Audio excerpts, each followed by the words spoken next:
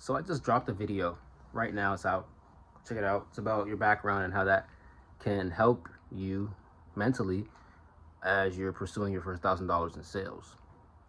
For me, right, it was a game changer when I kind of used my background, used my history as far as like my last name, my heritage, to kind of have that, carry that as a chip on my shoulder to propel me to make $1,000 in sales.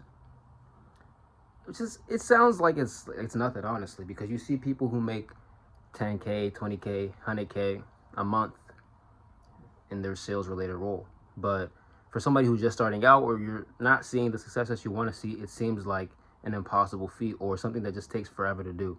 It shouldn't take as long as it is taking for you, because you need to carry this idea that your background, your last name, your history, your heritage, your family, that is something that is giving you a boost to kind of put your name on the map. When you don't think like that, when you kind of think like, bro, I'm not meant to, like be this type of ultimate top dog, this public figure, this inspiration, this motivation. Like, people don't come to me for that. People don't come to me for advice. They never have, so why would they? You're selling yourself short. When you sell yourself short, when you don't really see the type of value that your name holds, the weight that your name carries, it's because like you have limiting beliefs. Like, who's to say you cannot be this ultimate public figure who everybody comes to for motivation and inspiration? So when you act like it's whatever, like, my last name, people they just get it wrong. So I'm just gonna give them like a cop out, a nickname, or they're gonna shorten it. Like, it's cool, but you gotta make some noise, bro. You gotta make so much fucking noise that people go out of their way to enunciate your name correctly. They pronounce it in a way that is easy to roll off the tongue. They don't just give you a nickname. They don't just have a cop out. It's like, no, you put in so much work. For example, like what's his name? Gary Vaynerchuk. Gary V. Like, it's cool to have a nickname, but like, people need to know who the fuck you are. Cause you're that important. You're that powerful. You're a top dog in whatever sales related role that you attempt to pursue. You could be cutting hair.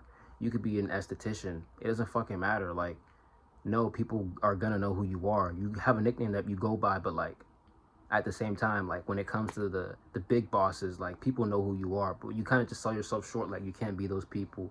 You don't use your name to your advantage, and you have this limiting belief that you can't be somebody because your name is just like, it's not like, it's not like the Johnsons, it's not like the Smiths.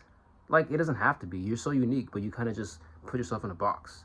And that's a fucked up way of thinking, because you don't think that just because you have, just this foreign ass name, or like whatever it is, you don't think people will ever like